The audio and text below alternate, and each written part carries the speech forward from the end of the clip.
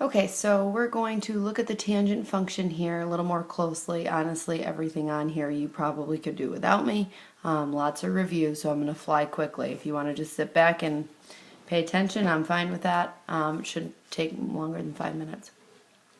So, given a triangle, given two sides, find the third, obviously, with the Pythagorean theorem.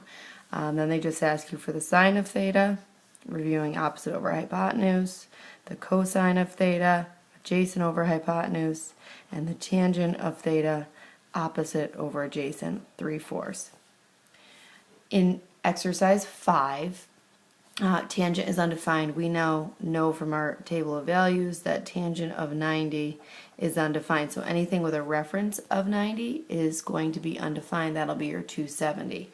That's tangent of 0 is 0. That's a reference of 60. So the tangent of 60 is in the √3 department, and this is tangent of 0 because that is a reference angle of 0 as well. Exercise 6, determine the value of cosine and tangent if you're given the sine. So terminal ray in second quadrant, per usual, draw your triangle. Let your sine be opposite over hypotenuse, so 5 over 13. Find your missing side with the Pythagorean theorem. Keep the negative in mind because you're going left. So now your cosine is going to be adjacent over hypotenuse, negative 12/13, and your tangent is going to be opposite over adjacent, negative 5/12. 7's a little bit different because we're given cosine in terms of A. So they are telling us it's a fourth quadrant angle. Here's our theta, but cosine is just A, so we're going to put that over a 1 so that we have an adjacent over hypotenuse, so A1. Our missing side we're going to have to find via the Pythagorean theorem, but it's going to be in terms of A. So I'm calling it x for now. A squared plus x squared equals 1 squared. I'm going to solve for x by subtracting a squared and square rooting both sides. So it's plus or minus, but we know because we go down it's negative √1 minus a squared. So I would label that negative √1 minus a squared. Just solving for that side via Pythagorean theorem. You just have to kind of suck up the fact that it's not a number. And then the tangent's easy. Opposite over adjacent, which is option 4. 8, giving us a point. Plot the point. 0.28, 0.96 would be there. Always draw your terminal ray to it. That'll be like your hypotenuse. Drop altitude, make your triangle. So this is 0.28 and this is 0.96. They want to know the value of the tangent. So the tangent of our angle is opposite over adjacent. So we just need to type that into our calculator. 0.96 over 0.28, and you get 3.4, which is option 1. You see, obviously, tangent of angles can be greater than 1, whereas sines and cosines had to be less than 1. Again, tangent undefined. We're looking for a reference angle of 90. That's option 2. This is a different presentation of our all students take calculus. So all things are positive in quadrant 1. Students, only sine is positive, so these two are negative. Take, only tangent is positive, so these two are negative. Calculus, only cosine is positive, so these two are negative. So just a different presentation of our all students take calculus.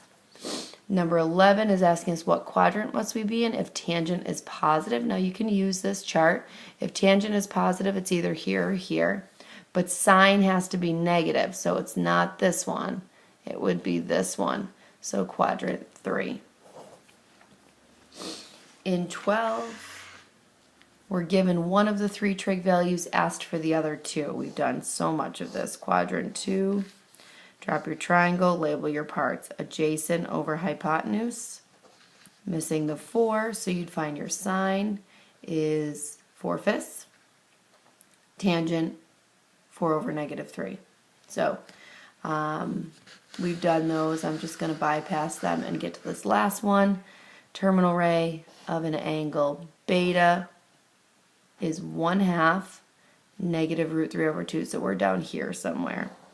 So when you drop your altitude, 1/2, and this is negative √3 over 2.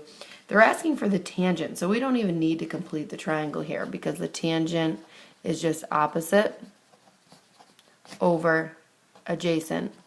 And so we don't have the complex fractions. We're just going to keep change flip. And your 2's cancel, and your answer is that the tangent of beta equals negative root 3.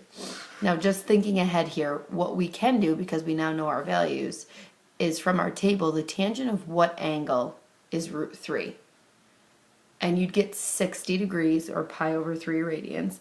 And so if we're in the fourth quadrant, you could know that whatever has a reference angle of that 60 degrees could be the measure of this angle. So like a 300 degree angle would be an option, or if you go negative 60 degree angle could be another option. And we can start to find what angle measure we're actually talking about, not just the tangent value, but thinking back and what the angle measure is. So that is all. You should get a homework momentarily, and we hopefully will see you tomorrow.